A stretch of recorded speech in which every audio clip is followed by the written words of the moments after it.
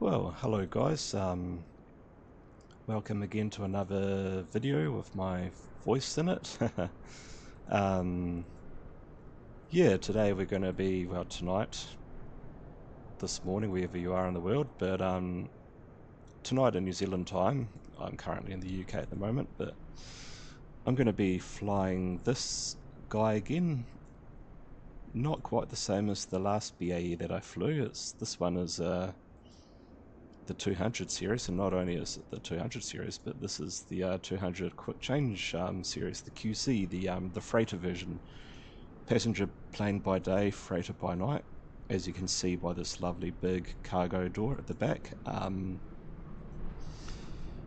Ansett New Zealand had one of these in their fleet, which they used to compete with Air New Zealand with their 737-200 quick change or quick convertible, whatever you like to use. They had one of those in their fleet, and they would have competed against each other on the freight runs at night time.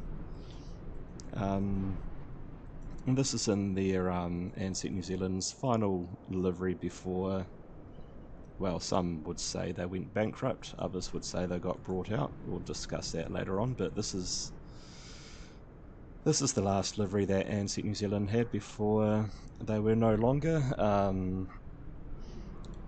Many New Zealanders would say that were around at that time would say that this is when Ansett New Zealand stopped being Ansett New Zealand, because they kind of had the same Australian design, whereas that stunning shooting star livery made it. The Kiwi version was more, I guess, personalised for our country, because we had, instead of having the 6 stars on like on the Ansett Australia birds, we had the 4 shooting stars that matched our stars on the New Zealand flag, with the red border and the white star, the 5 pointers. But people don't really realise that this livery did match the country it was from, New Zealand, with the 4 stars that are represented on our flag, which is the Southern Cross. The Australian Ansett New Zealand, the Ansett Australia aircraft, they had 5 stars on their tail. The often forgotten about faint 5th star in the Southern Cross constellation that fits in here.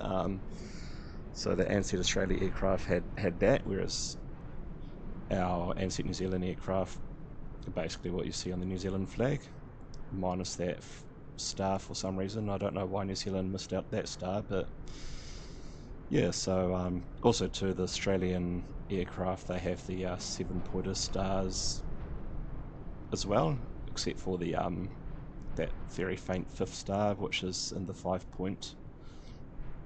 But yeah, so that looks very much similar to the Australian one, but with this big 7-star here. I guess that's just part of their logo, but if you look deeper, that our New Zealand, our Ansett New Zealand aircraft, basically like the previous livery, they sort of matched our flag, matched our country, I guess you could say. But yeah, so this is Ansett New Zealand. We are going to be doing a nighttime freight run around the country. I guess this would have been where Ansett New Zealand back in the day would have parked up and had all of the seats taken out and the loaded up with freight containers, because this was, like in real life, some of the freight aircraft, this is where they park, like this, the various 747s.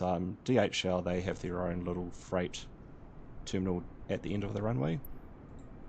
But yeah, we're going to be doing, which is basically a real life flight. So New Zealand has two airline freight operators. One is Texel Aviation, which is quite a new player on the scene with their 737-800s. And then we have a very often forgotten airline in New Zealand's aviation history, Airwork, which has I believe they did have quite a big fleet of 737-300s and 400s, even 767s, I think, but they're slowly being wound down. I think Texel has taken away some of their customers, and I just hope that they don't go bankrupt. There's a fear that they are financially not doing too good, but hopefully they can pull it through, because I think they're founded in 1937, so that's a big chunk of history there. I hope they manage to sort themselves out, but in real life, this is basically a real life flight we're going to do. First up, Auckland to Palmerston North freight run. So Airwork and Texel operates pretty much a very similar flight in real life. And then from Palmerston North, they often fly to Christchurch, but we're not going to go to Christchurch after Palmerston North. We're going to do, I'm not too sure if I'm going to do this as one video or I might separate it, but first up we're going to fly from Auckland to Palmerston North. I think in real life it'll just be parcels and mail and whatnot with a bit of odd size freight mixed in. And then from Palmerston North we're going to fly all the way down to Invercargill, which is right at the bottom of New Zealand. They've got a sizable runway there, actually quite a nice long runway. And we're going to pretend we're going to be picking up, we're going to pretend it's the famous bluff oyster season, where if you've tried our bluffed oysters, they're delicious. If you haven't, you're missing out, unless you hate oysters, which is fair enough. Who would want to eat what looks like snot? But yeah, we're going to fly down to Invercargill, pretend to pick up a massive batch of fresh oysters which are frozen, and then we'll fly them up to Tauranga, which is not in real life a freight airport, but where it's situated, it's there's a big freight harbour all along here. It's one of our largest freight ports in the country, and those oysters will end up on these big container ships heading overseas to wherever they go, probably Southeast Asia or Japan. And then from Tauranga we're going to do a little freight run, pretend freight run to Christchurch, and then from Christchurch we're going to pick up some vineyard equipment. We're going to pretend we're doing a vineyard freight run to Napier, which is, if you don't know, Napier's especially in the North Island, it's got a massive fruit, vegetables, produce sector, and also very famous for its wineries. Lots of wineries are found all around this region of Napier, the Hawke's Bay. Once again, this is just a pretend flight. They don't really do freight runs as such. They've got a big port anyway. But we're going to pretend we're delivering some vineyard stuff. And then from there I've just decided I might fly to another airport, link it in with the old freight sort of thing. We're going to fly to Woodburn, which is Blenheim, the airport for Blenheim, the Marlborough region, also a very famous winery growing region of the South Island and of New Zealand as well. And then from Woodburn, Blenheim, we're going to do a repositioning flight all the way back up to Auckland, and probably by that time in real life that will be coming into morning. So yeah, so here we are in Ansett New Zealand's Bae146 200, the quick change one that they had in their fleet. Stunning aircraft by Just Flight, really superb. I love how this opens up when there's no power to the aircraft, just reminds me of my days when I used to plane spot at Rotorua, and yeah, just being overawed by these beautiful aircraft. So we'll jump into the cockpit, we'll get it all set up. If you guys are unfamiliar with this aircraft and you are considering buying it, I definitely highly recommend getting it. It's absolutely superb. You might be looking at this going, holy moly, what is all of this? But this is not like the Airbus or the 737 I'm used to, but seriously, I was the same too. I had no idea what I was looking at. Spent many hours watching Just Flights tutorial videos, which are awesome, by the way. Not to mention one of my favourite YouTubers, 320 Sim Pilot. He does some really good tutorials on this aircraft too, and he breaks it down. Once you break it down, it's like anything really. Once you get a procedure in a flow, you can go through this very easily, very quickly. But yeah, well, it's also got this really handy, comprehensive checklist that, like with anything Microsoft Flight Simulator 2020, you click on these little eyeball and it takes you to exactly where the you need to look.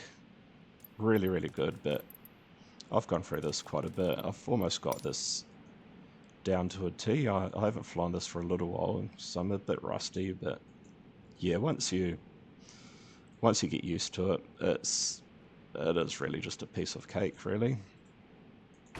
But there are things like before you turn it on, you make sure the weather radar is tilted all the way up so you don't radiate the ground crew. Make sure it's turned off. If you do it, you do it. If you don't, like, I'm not a pilot myself, I just do this for fun. But I'm very passionate about aviation, as you guys might know, and I do what I do. I don't have much time on my hands to do this all the time, so I like to just do a few shortcuts and whatnot, and if I have this turned on, I do. If I have it turned off, I have it turned off. It's a great thing about this game. It's not real life. You're not going to destroy the aircraft or destroy anyone, really. But yeah, no, we'll get this turned on. From memory, you turn on the batteries next. I just love the sound of it all turning on. Such a stunning aircraft. What else do I do from memory? I think you basically turn on the autopilot now. I turn on the APU now. Oh, make sure you turn on the outer fuel tank, which is where the was it the inner? I think it's the inner fuel pump. That's the one that pulls the fuel in for the APU. So make sure you have that turned on. And then we just go through and we can basically just turn on all the standby generators, auto bus, turn on the gallery because we want to make a coffee, can turn on the APU generator. Then we go up here. Usually you turn these on. If you follow the correct procedures, you turn them on when you need to turn them on, but I just turn them all on because they will eventually get you to turn these on anyway. But yeah, it sounds like the APU is now running, so we can turn on the logo light, turn on the entry light, turn on the no smoking, the emergency exit lights, turn on your navigation lights. We'll get some airflow coming into the cabin. And then we turn on APU air, and then we use PAX 1. So when you're on the ground with APU, from what Just Flights tutorial guys were saying, you alternate between the PAX on whatever. If it's an odd day like today where I'm flying, it's the 5th, so you use PAC 1, and if it's the 6th, if it's an even day, you use PAC 2. Of course, when you're about to take off, you have both PACs on, but yeah, I believe it's just like a maintenance wear and tear thing that the engineers deemed necessary to do it like that, so that's what we're going to be doing.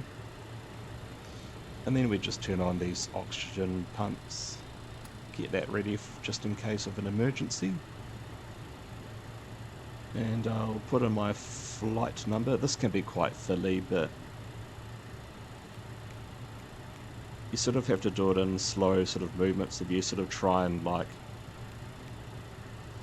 rattle it out quickly, you end up doing this kind of thing. It has a little knack to doing this.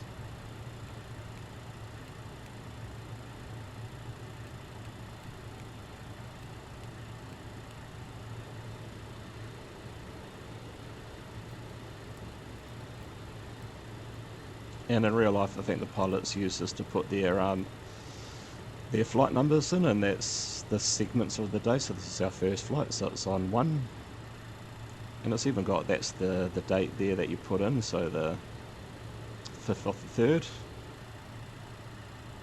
I just use the cheap button to set my altimeters, the magic B number, and then we can start. Oh, what we can do is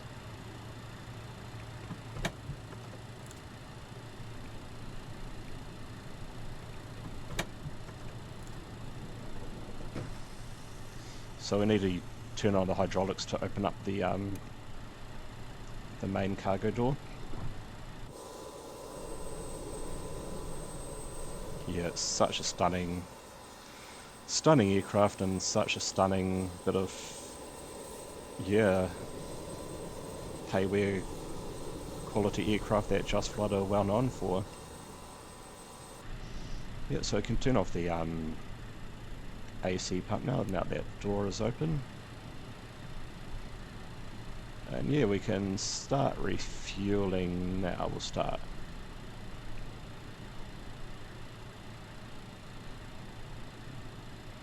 Get that fuel in, and we'll do the loading up later on, because I've now learnt if you load the aircraft up with the passengers, or in this case the freight, all of the doors shut, and then if you open them, that annoying soundtrack music starts, which is actually this, oh no, it does have it. That's the speaker, that's the track button. But it might not be modelled because there is no flight deck, so that's good to know. While we're at it, we'll get the hot water brewing, get our coffee. We're going to be needing lots of coffee today, guys. It's going to be a very, very long night ahead of us. But yeah, we'll get back into the cockpit and we'll carry on with our various startups. So we can turn on the yaw dampener now, change that back to the squawk code. I like to have the fan brake on just to gives me like a little digital reading of the outside temperature. And I love, oh, you can hear the coffee being poured, perfect timing. I like to have all of these lights all nice and bright. Love it, all nice and bright, except for the floodlights, that's a bit too much, but I love all of these lights all the way up, all of these background lights. So I think that's all basically. As you can see, once you get the flow going, this does not take long at all.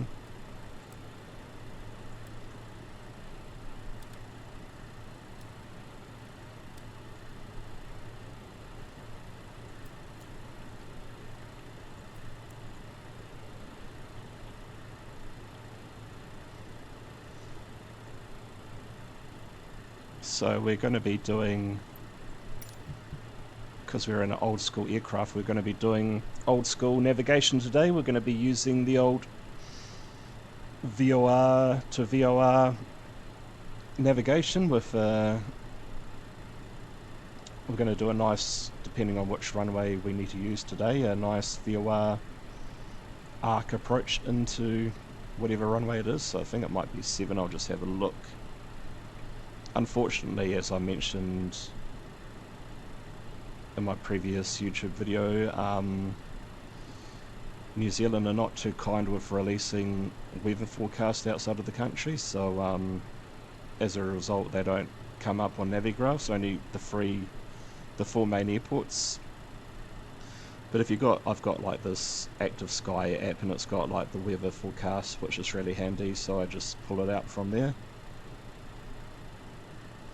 But it's basically going to be a southerly wind, so it's going to be borderline a crosswind landing. Might be slightly coming in from the southwest, so we might be using runway 25 for this one. I'll give it a go, see what happens. And set it in real life. I think the aircraft are using 0.5 bit. The wind suggests it's better for runway 23, so go for runway 23 for our takeoff. We're going to be flying at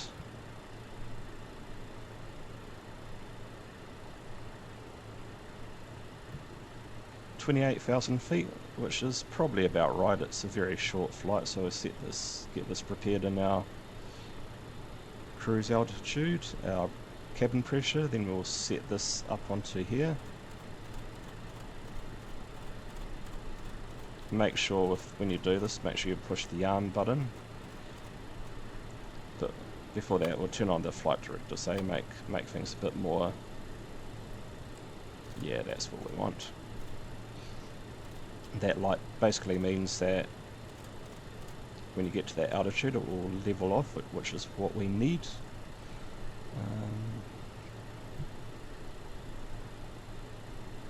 I'm not too sure what they do in real life, but when I set up my radio,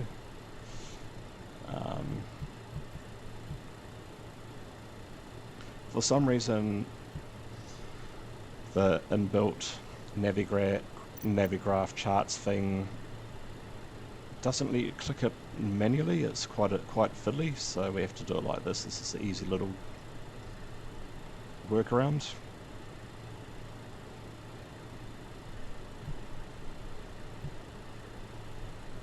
So we'll tune in for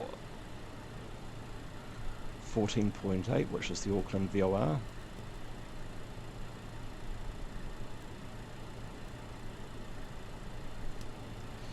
Select it to pre, so we want to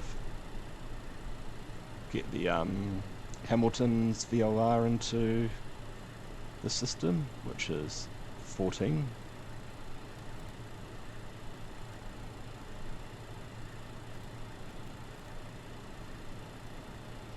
And then we will set, I think in real life they'll do this too, we'll set up the Hamilton VOR so we can track, once that becomes alive, we'll use that to track towards, and our tracking is 133 degrees, so we'll set this up in both boxes.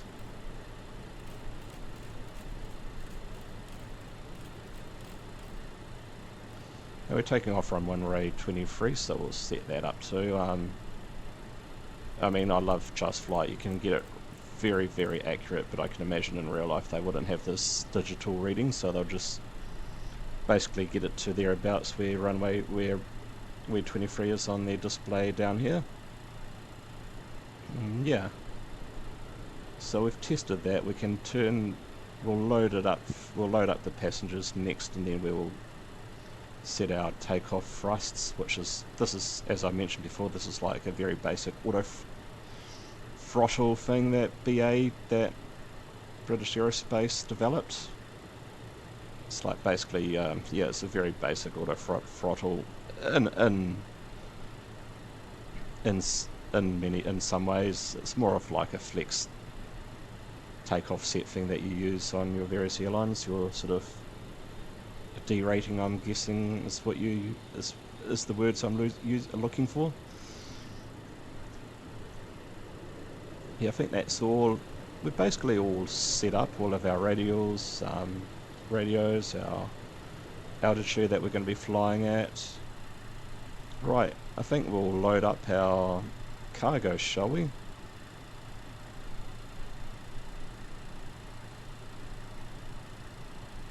Done, so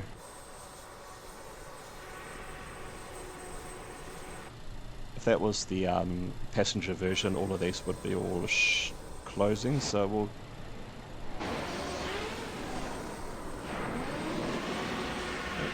Singapore Airlines taking off, or is it landing? No, it's landing. Right, we'll get our plane ready for our departure, eh? We'll shut these doors.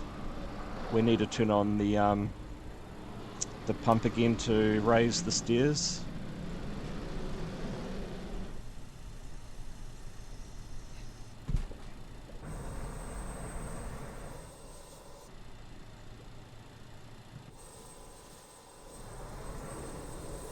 By the way, I'm using my AI traffic thing I'm using is that one that's through the fly-by-wire app.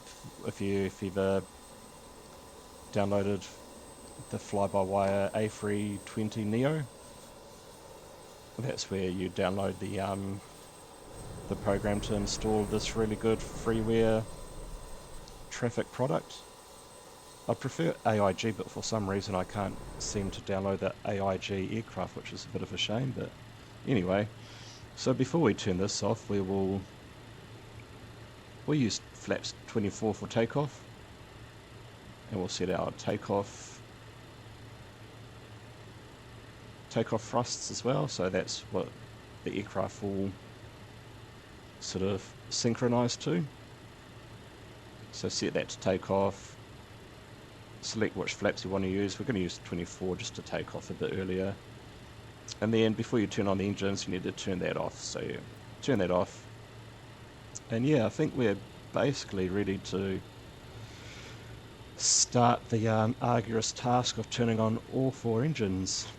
So we'll do that now, eh? So before they turn on the engines, turn on all your fuel pumps, turn on all your engine anti-ice. We'll turn your ice detector on. That should have been done previously. And then I believe you turn off your APU and your packs.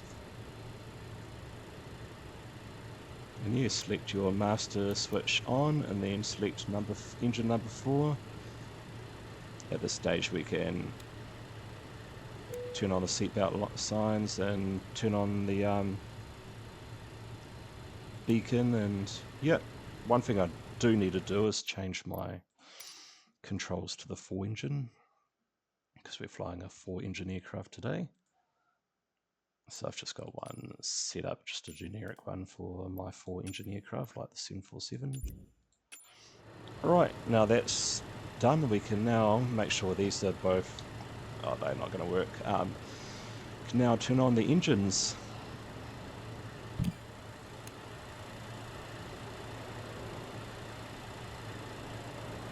So once that gets to, did I turn off? Actually turn off the pump. You can add fuel now. Once it gets above 10 to 15, you can add the fuel into the engines.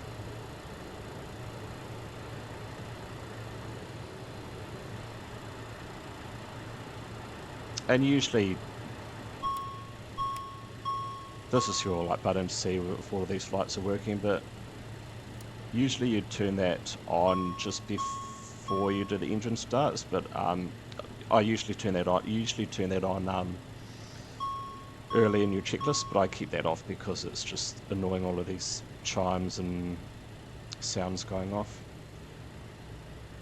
You basically keep that turned off until you basically got all your engines started. It's sort of, you skip out all of the beeping and stuff. Like I say, we're just doing this for fun, and after a while those bells and stuff, they do become a little bit annoying. But yeah, and this is the fun part, turning on all 4 engines. I'm guessing in real life they would have done 2 or 3 engine taxis, so I'm guessing the co-pilot would be looking after all of this while the pilot does the taxi.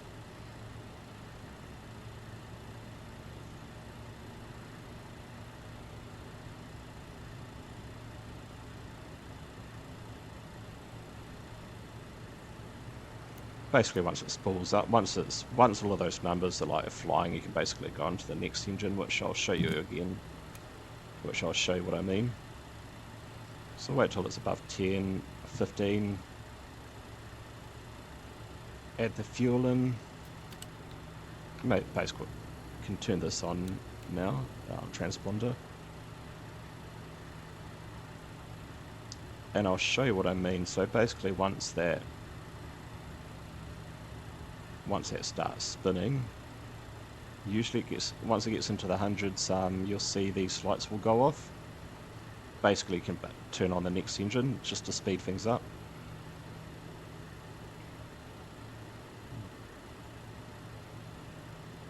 So those lights go off, you can see it's still spooling up. Basically once those lights go off, I go into the next engine just to speed things up.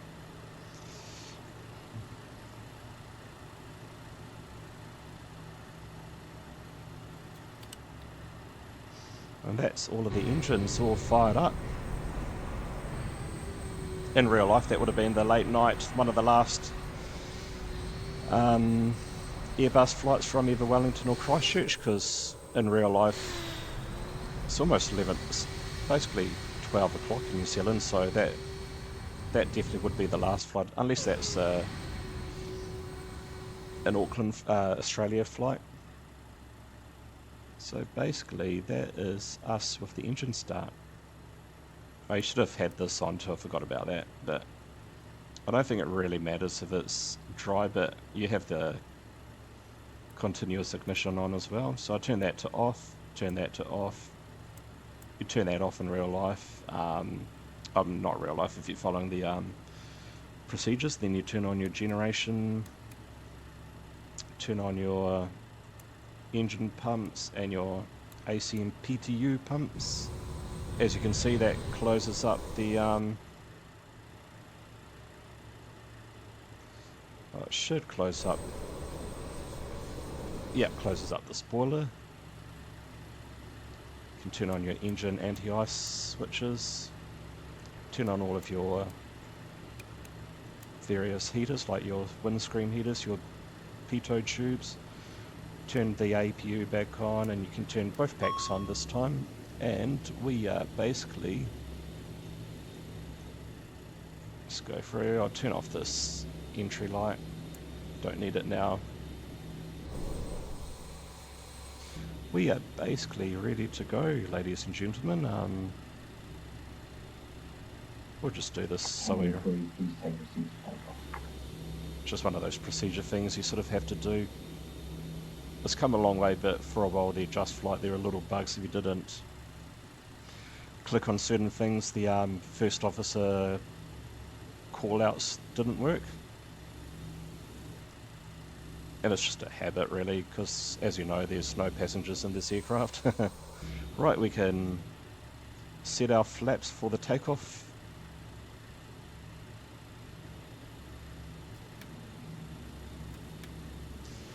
Flaps 24 for this. Make sure both engines are working. I've done that so many times, so I've been flying with the Airbuses and whatnot. I've flown this and forgot that only 2 engines were working, and many times I've managed to just take off. Make sure this is powered on, set to, and then you push this little magic button here. This sets the takeoff trims. You do that once the flaps are fully deployed. We can turn on our taxi lights, and I think we're basically just having one more look. There's so many buttons you push, just making sure everything's all being done. Yeah, I think we can now taxi on out.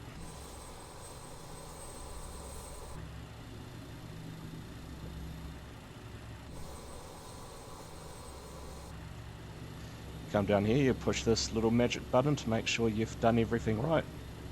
No sounds mean we're all basically set for takeoff.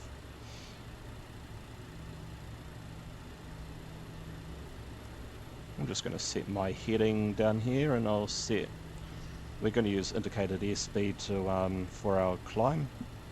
So whatever the speed is set to when you arm your autopilot, that should maintain that speed. What I might do is I just had it on daylight just so I can show you guys the plane and show you what we're flying in and whatnot. But I'm going to speed up the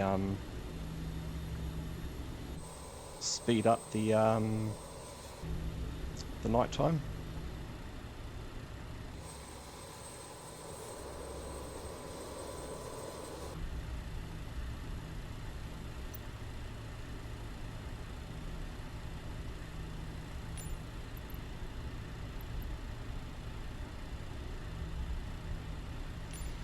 Alright, those planes were taking off from runway 23. They were actually taking off, landing on runway 5, so we're going to use runway 5 for our departure today.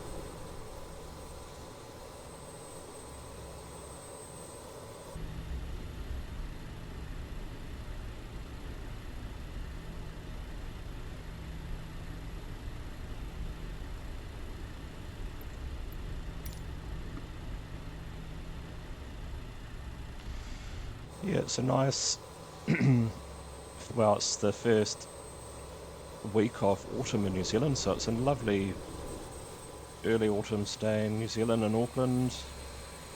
I believe it's sort of breezy today, which is your standard Auckland weather, being a coastal city, influenced by the coastal breezes.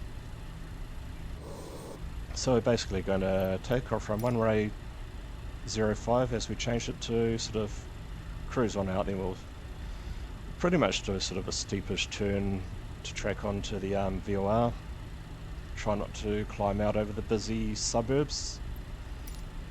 And we're going to use this little taxiway here. We won't use the full length. We are, after all, in a BAE 146, which is designed for your shorter airports, and also we've got flaps 24 set, so that gives us a little less runway length required for takeoff.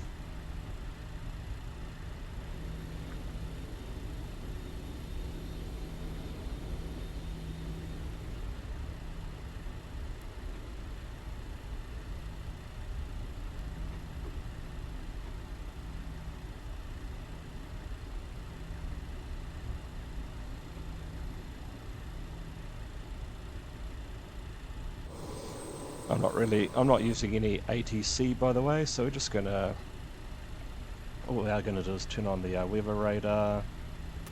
Not that we're gonna use it today.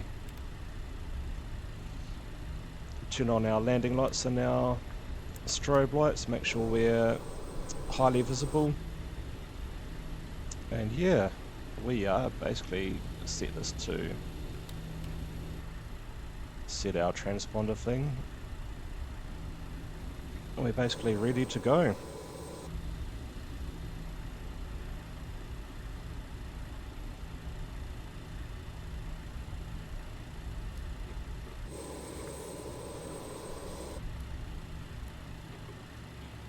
So if you set this up to 50%, 500, should engage the first corner TMS sets takeoff. like that. And then you just advance it all the way to where those little yellow dots are. Power set, N1 achieved.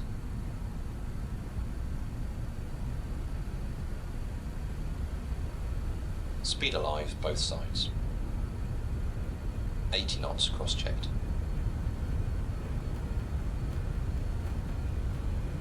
V1, rotate. V2.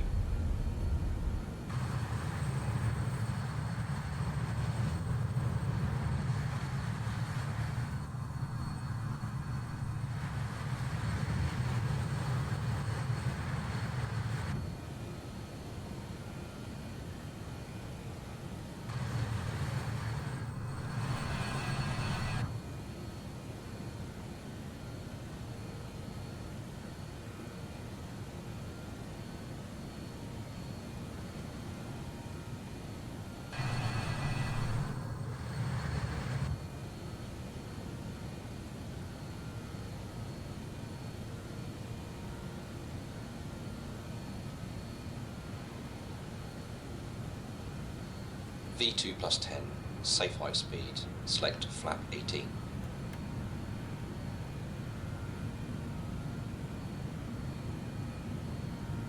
VFTO, safe height speed, select flaps on.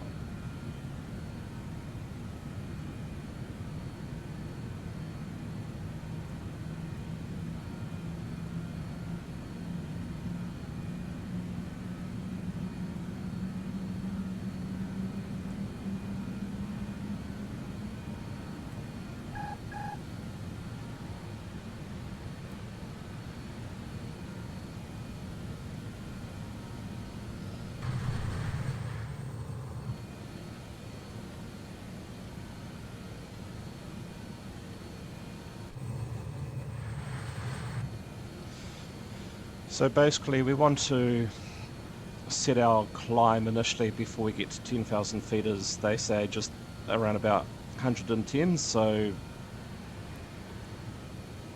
I've got my autopilot set, but I've got this, as I mentioned earlier, I've got this button set to synchronize autopilot, so it sort of like puts it on to standby, and then you can set your required for me in this case. I'm going to set my required altitude I want to climb out at, which is Just Flight recommends about 210 for your climb out before you get to 2,000 feet. So I just engage autopilot back again, and it should set that cruise out, that climb altitude initially. And I think you just select that to synchronize for your climb. Then you can turn on your engine air. You can turn off your APU because you don't need that anymore. And then I believe you can turn off your APU, and you can turn off these two pumps. And now we're all set for our cruise. Can now turn off our landing lights. We don't need those. Don't need our runway exit lights on. Turn off our seat belts.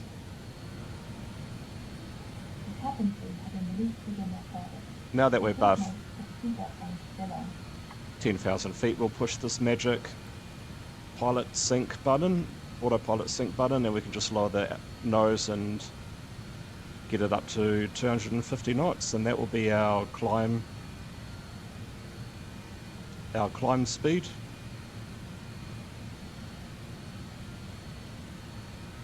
Thereabouts, give or take 10, close enough. Re-engage the autopilot. That's linked up to your toggle afterburner, by the way, if you guys want to know what that key that button is. You need to look forward to assign that function. So that's the toggle afterburner, and then you just set we'll set our speed to 250.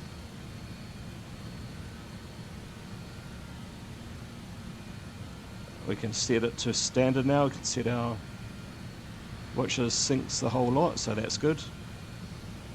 And we are tracking the Hamilton VOR, so we can switch over to the Hamilton VOR. Make sure you reselect that button again, and yeah, we're now navigating with the VORs and with autopilot. When we get to Hamilton, we're going to be setting our course to 154, so I like to preset this in this one here so I can remember.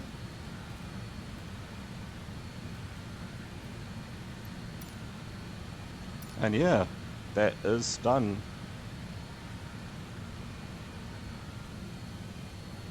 A lovely evening flying out of Auckland.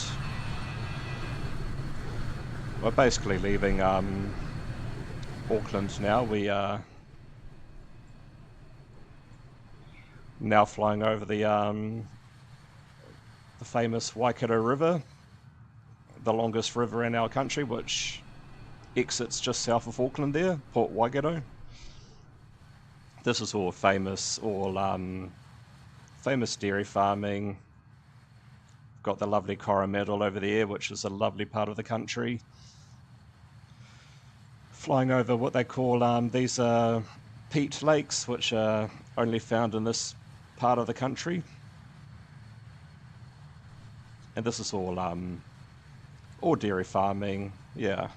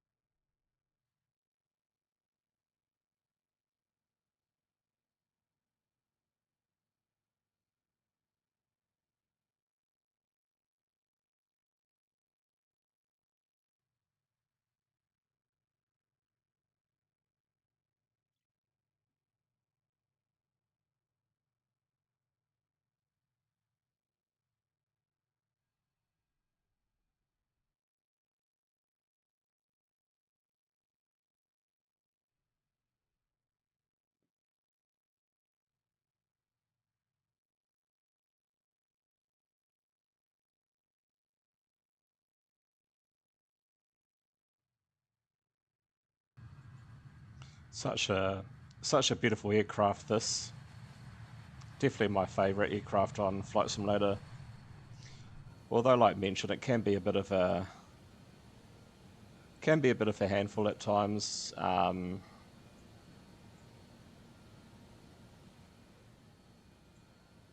Especially when you want to just do your classic mind-numbing simple autopilot flight. This does have autopilot, but you do have to be hands-on with setting the radios and the courses and whatnot, and making sure your throttle is thereabouts. But we'll show you how to figure out how to use this to get some basic auto throttle functions out of it. This TMS.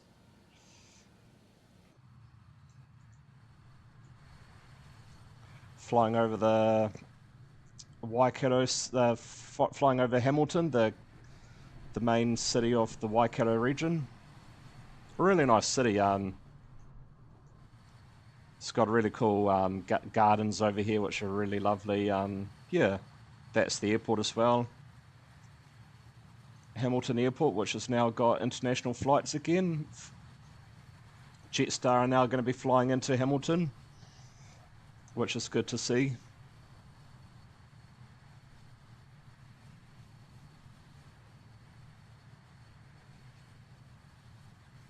Hopefully this doesn't crash. I'm guessing this is just a freeze, but hopefully it will pull through. Famous last words. Oh, that was so lucky. Right, we can now set go to heading mode and set this for our outbound from Hamilton.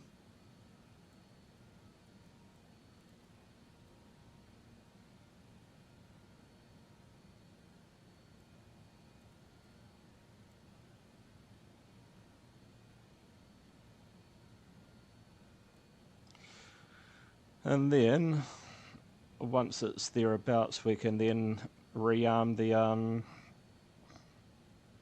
localizer button. I find if you do it by that, it's quite aggressive, so once it's thereabouts, everything's nice and smooth. Still a slightly over-exaggerated, but I'm not a real world pilot anyway, so yeah. But yeah, it's a stunning evening flight, flying over the mighty Waikato. And what I usually like to do is I like to now set up the radios for our destination airport.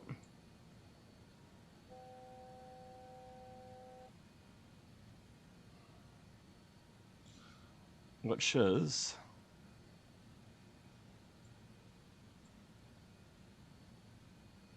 Sometimes. This is why I don't like using this free here much, but I'm using it just because I don't know how to add my other Navigraph charts, the normal one, into here, so this is just for you guys, for you folk, but that's much better.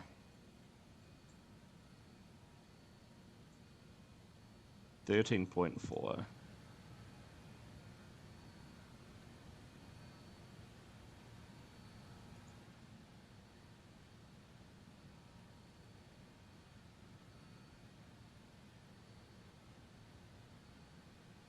So we're now at cruising altitude, so we can now set this to, instead of our cruising altitude, from what I understand, is about Mach 0.6, so we'll set it 6.8, 0.68 I should say.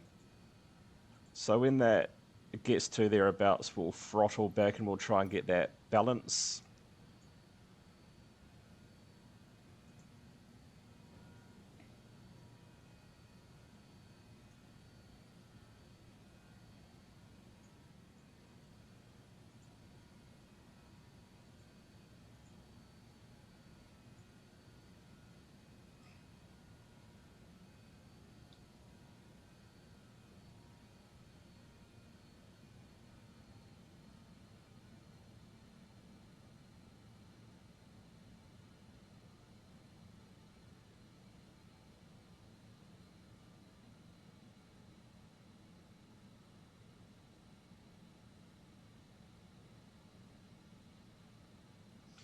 So we'll start off with setting it to 702.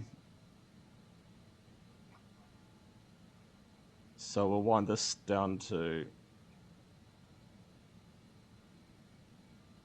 we'll try and match it with the what it's indicated onto here. So we're going to use, they suggest using the engine 2 because I guess it's, I don't know why, but we'll start off with that, eh? So we'll set this to,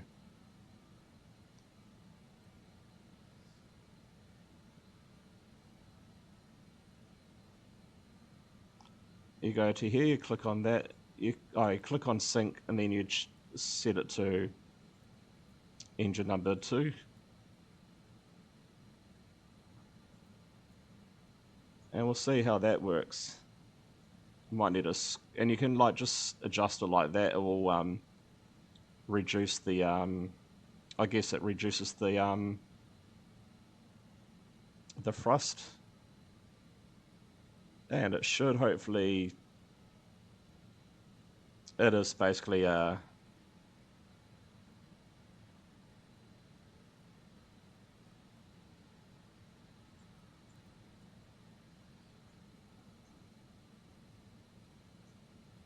is very much like a sort of a guessing game, really.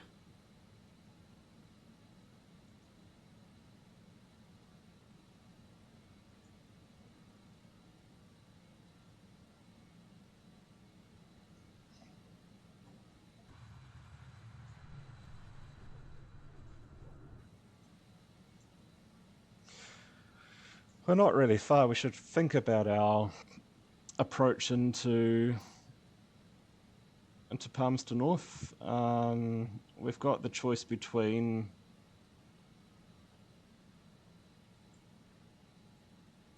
we're going to use this approach, whatever it's going to be. I think it's going to be runway, I'll have a look actually, I'll just see which runway it's most likely going to be, but it's basically, it's a very windy day, but it's basically a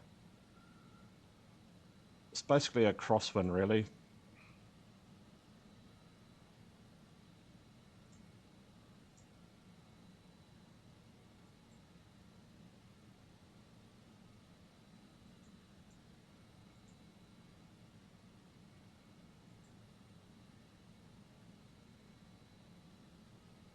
Yeah, so the wind's coming basically from the southwest, so we'll land on runway 25.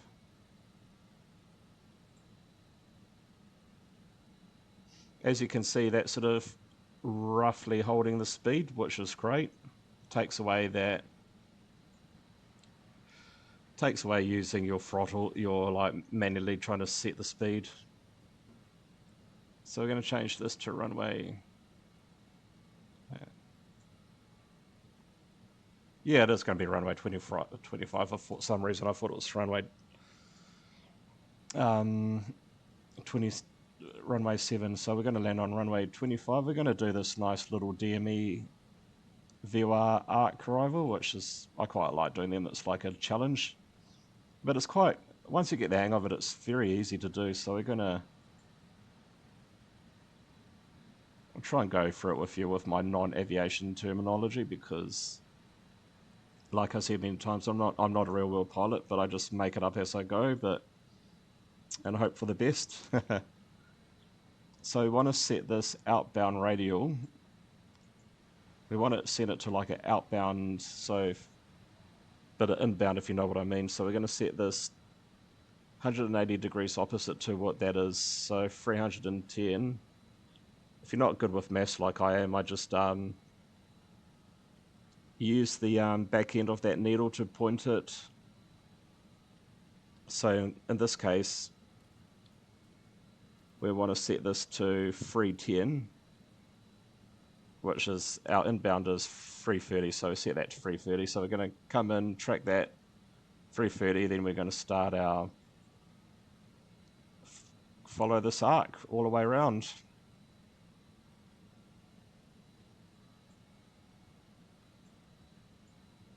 So we're going to be doing this 14, we're going to be sort of staying outside of the 14 nautical miles out of the airport, following this arc, and we're going to be doing it at 5,700, and then when we get to this point here, we want to drop down quite rapidly to 5,000, and then this final point here, that's when we're going to start our base turn onto runway 25. So that's the theory.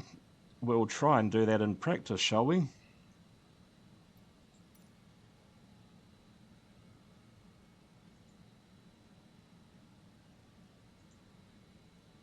So we're going a bit faster than what I like. We'll just set it to this, But yeah, that setting in this configuration, it seems to be working quite nicely, so quite happy with that.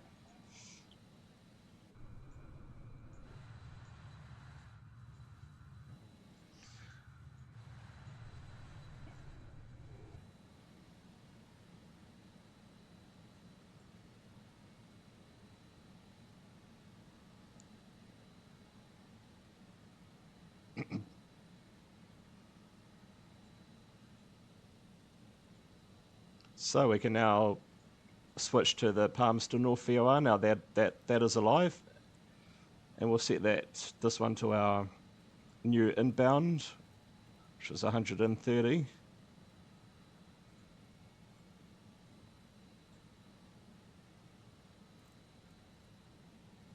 And basically we want to try and track that radial.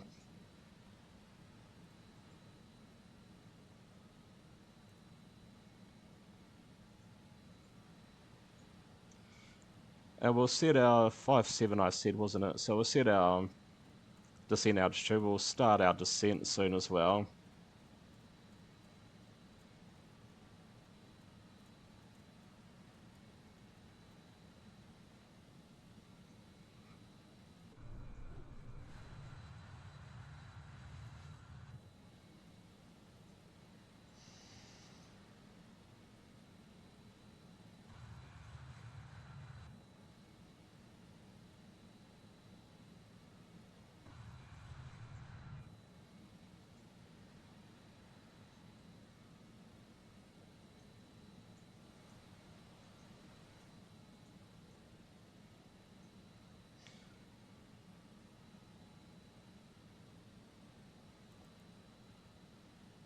So I might as well set our, so remember when you set your altitude, make sure you set it, push that button to set it.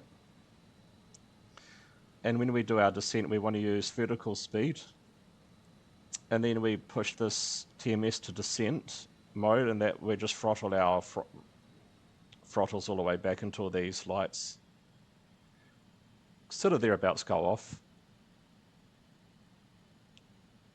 And then we push that magic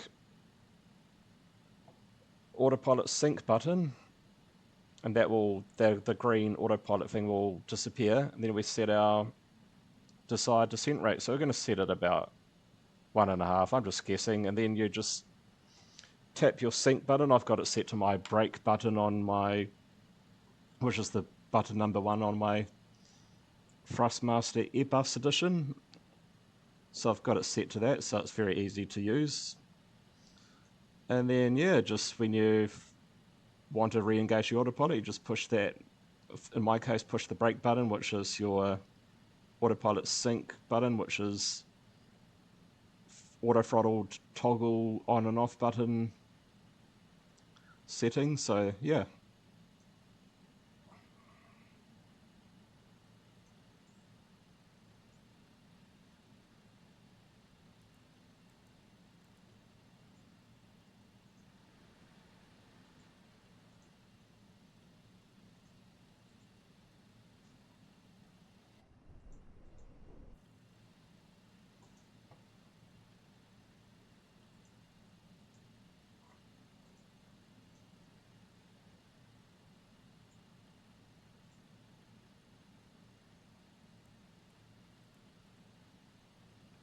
The only thing I mean, it's based off a real world aircraft, but I wish this was more highlighted, because you can't really find the buttons at night time. My little trick is just to use the trusty flashlight, Alt plus L. Yeah, it's only one little issue I have with this is you can't really see where the various buttons are. And when we're setting up for our landing, if you just push this little button here, we're going to use flaps 33, sets all your your speeds and whatnot. It's a really handy feature. So we're going to use a flaps 33 landing.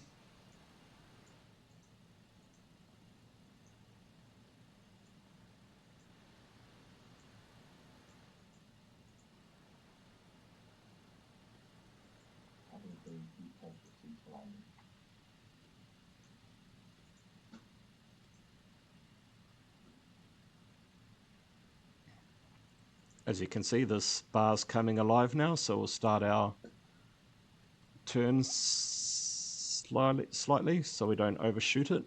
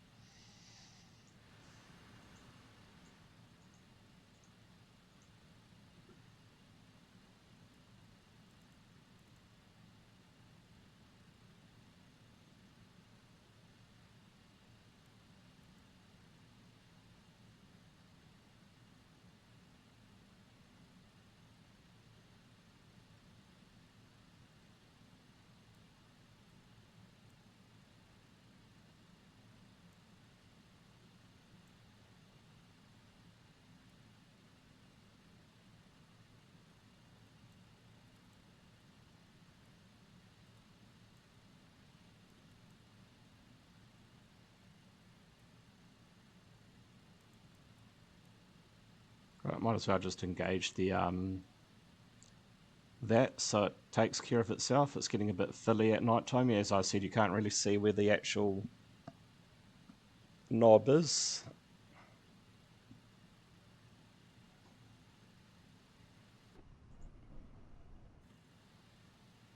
What we might do is we might increase the vertical speed sort of just around about the 200, the 2000 mark.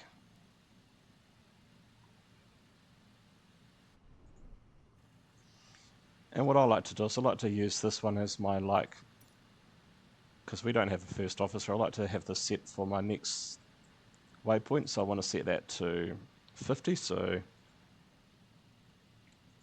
like I said, that's outbound, so I want to send this to the inbound equivalent. So like I said, we flick all of this all the way around to where it's, so that's 30, that's 40, so we want to set it to 50, so 230. And that's our next waypoint. When we hit that, we'll want to start our descent to 5,000.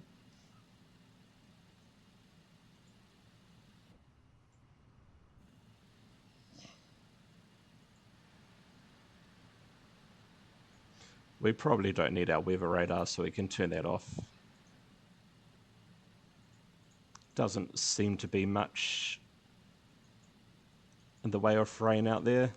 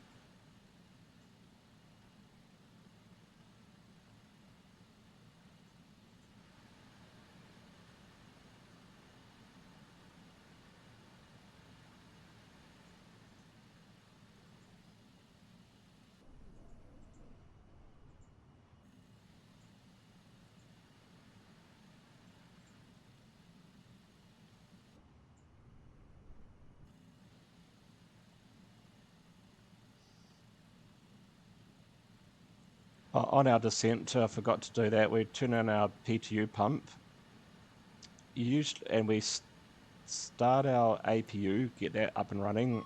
Usually you do the APU sort of more closer into your descent, but I've read various things by pilots in the real world. They usually leave the on the checklist. That's usually like set after you've lowered the landing gear, but I think pilots in the real world just set that because it's just one less thing to worry about. So we just set the AC pump into auto, and basically we're just getting ready for our landing. We'll just turn on our landing lights now, turn on fasten seatbelts even though we don't have any passengers on board, and set our QNH by pushing the B button. And yeah, get it all ready for our arrival into Palmerston North.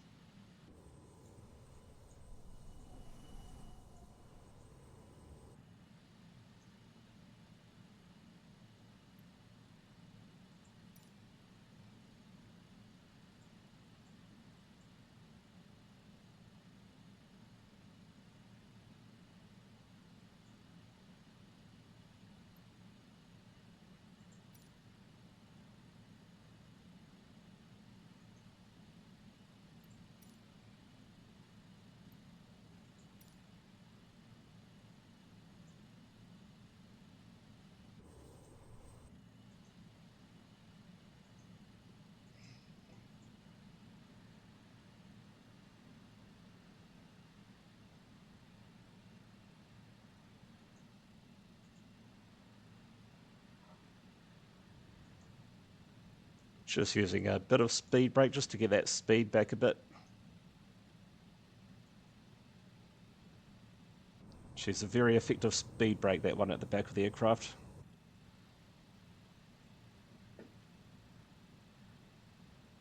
Right, we might as well start our left-hand turn to keep on that arc.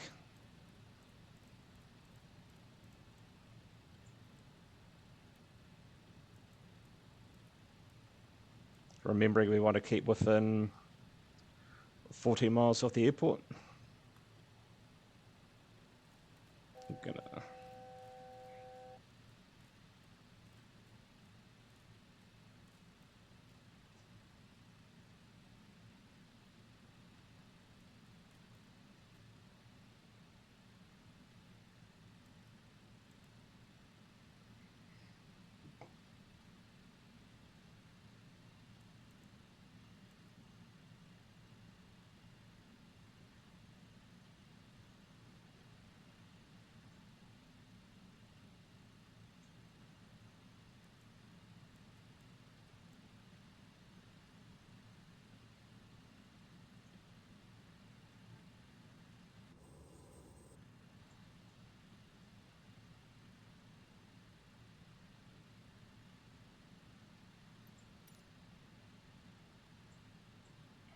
We'll set this one to 162, just so we remember.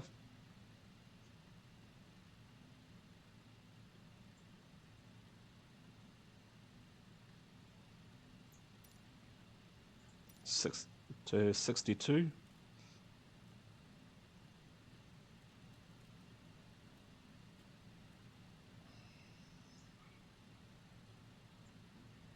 And then we're just keeping us within this DME arc.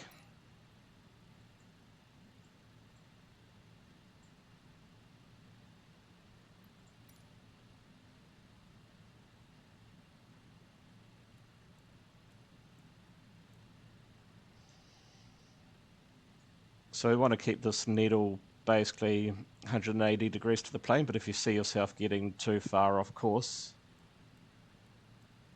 you want to turn so this needle comes within the 90 degree of your plane, so that brings it, basically you're flying towards the VOR. So by doing this, as you see, our distance is getting shorter, which is what we want. And we'll preset this to 5,000 feet, which is our next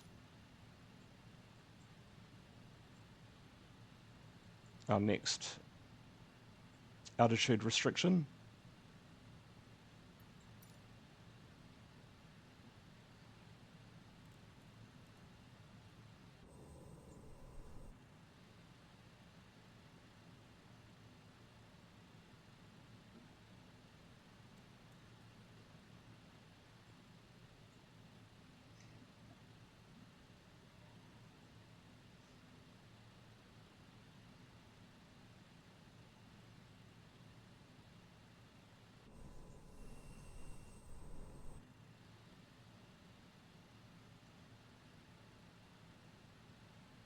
As you can see, we're getting closer to the DME arc, which is what we want.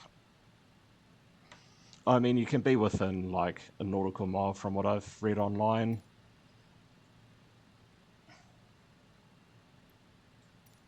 Which is thereabouts. We're doing quite well at the moment.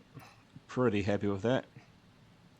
Just turning that needle just away so this can point back to the 90 degree mark, so we don't get too far inside our arc.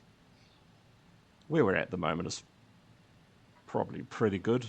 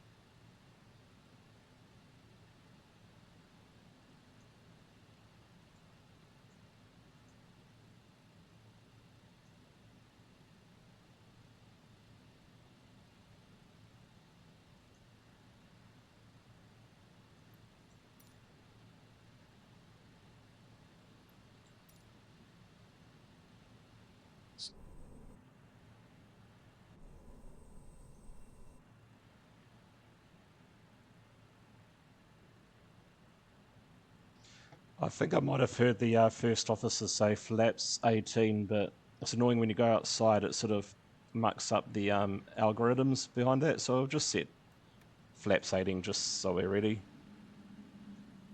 Try and keep our speed thereabouts.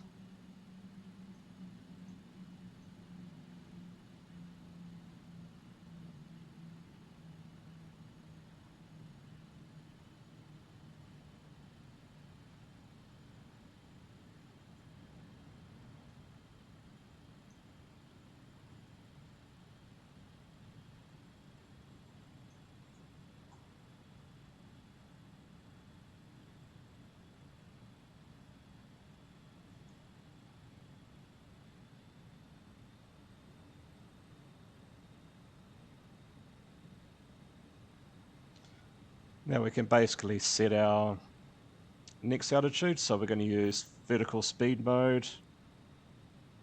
Once that crosses over that bar, we might as well start it now. We'll set our decide, yeah, and just let it drop down to the next altitude. I might put my flaps up because it's getting a bit too slow.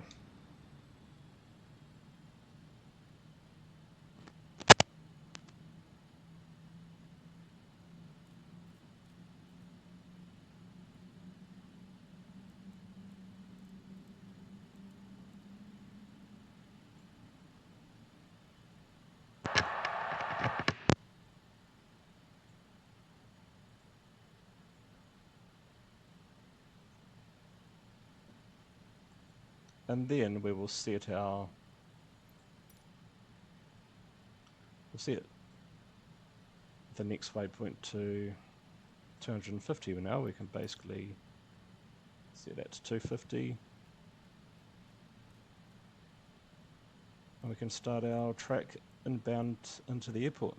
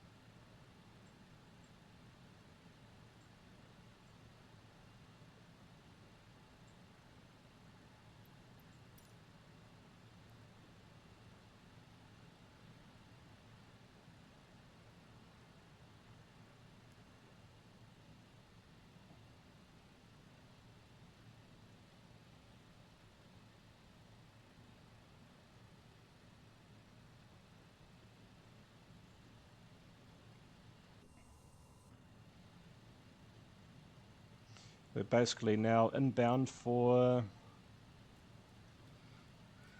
runway 25. Usually it's more in depth on where you start your descent, but we sort of started a bit late, but we'll set it around the 700 feet per minute kind of mark. But it's a lovely day. We can see the lovely evening. We can see the runway anyway. And this stage they will turn on the APU air and turn off these engine air. Apart from that, that is looking all pretty good for our landing.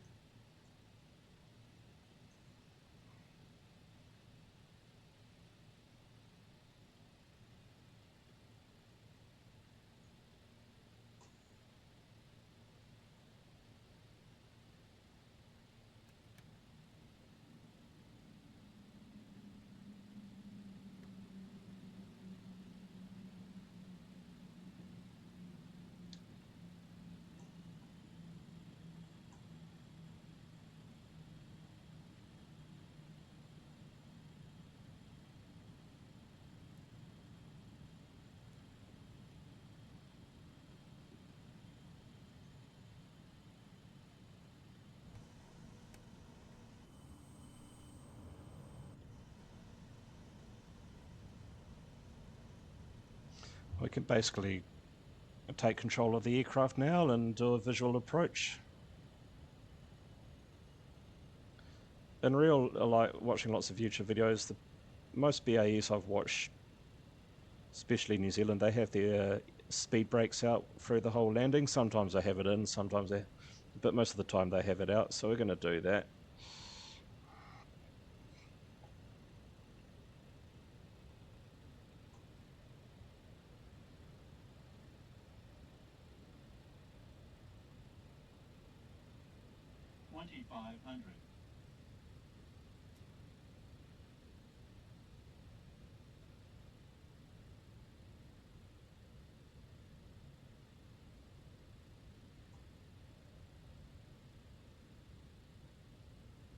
Speed checked below 180, select flaps 24.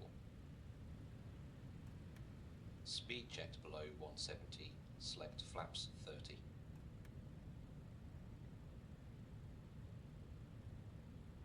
Speed check below 145, select flap 33.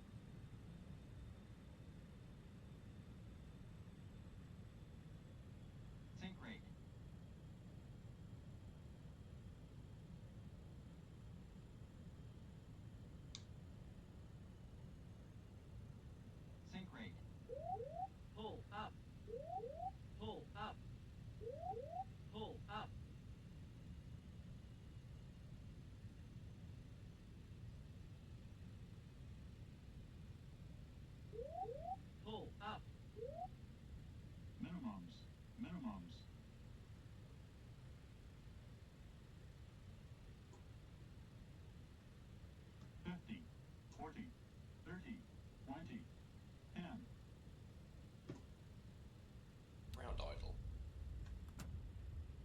Yellow and green spoilers. Brake pressure seen.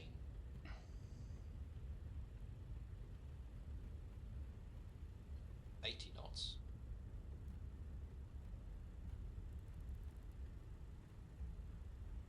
60 knots.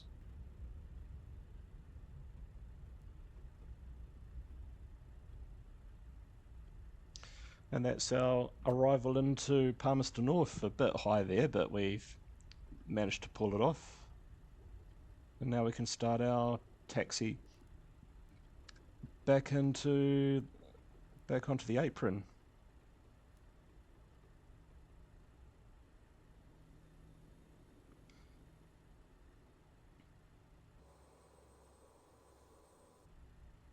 Can now raise our flaps and disarm our spoilers.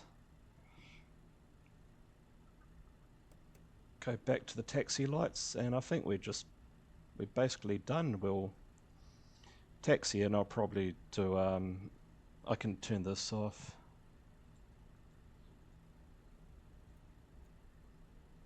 Set to that off because that's going to start binging soon, and we can turn off our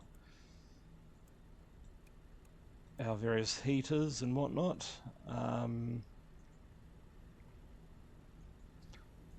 Yeah, that's it really. We'll taxi in, we'll park up, and then I'll do a separate flight for our next leg, which is to Invercargill to pick up some bluff oysters. Send them up to Napier for the I'll send them up to Tauranga for them to be shipped around the world, and then do a wee flight to Christchurch and up to Napier. Then we might do the Blenheim flight and then back home to Auckland.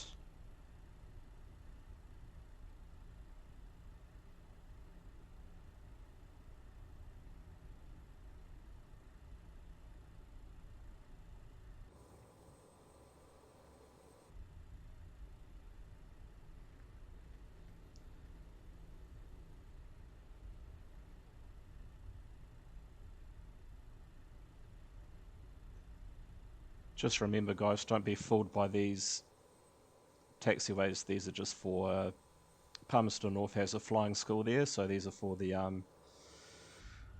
those taxiways are for their small Cessna type aircraft for their flying school. So we're just with these aircraft, especially when you're flying the 737 into here, you want to stick with the these two main taxiways. Can turn off our strobe lights now. We're basically about to leave the runway.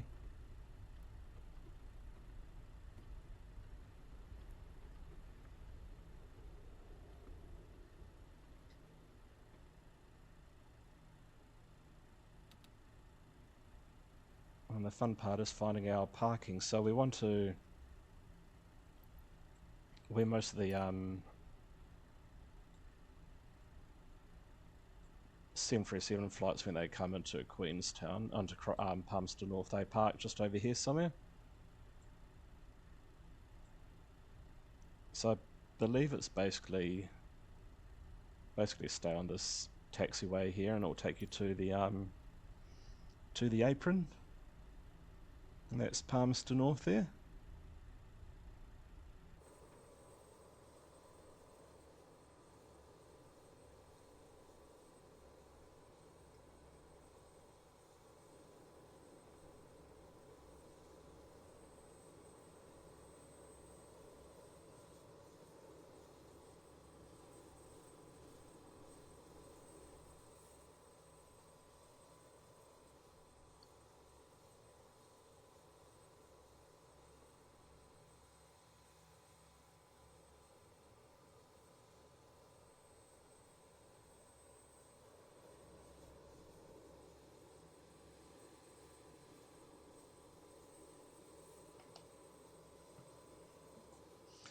And that's us at Palmerston North.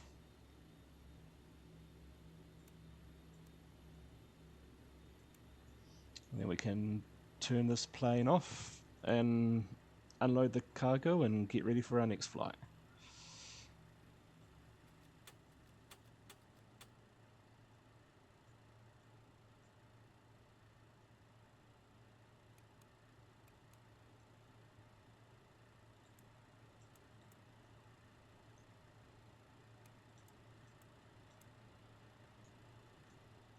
Oh, our brake temperature is a bit up too, which is expected to land on that airport.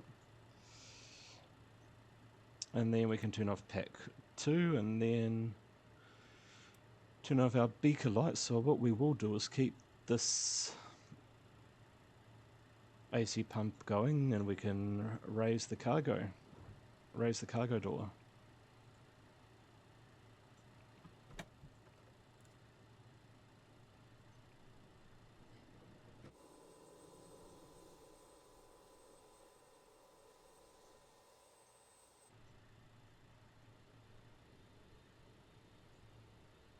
And I'll end this video here, but stay tuned and we'll carry on down to Invercargill.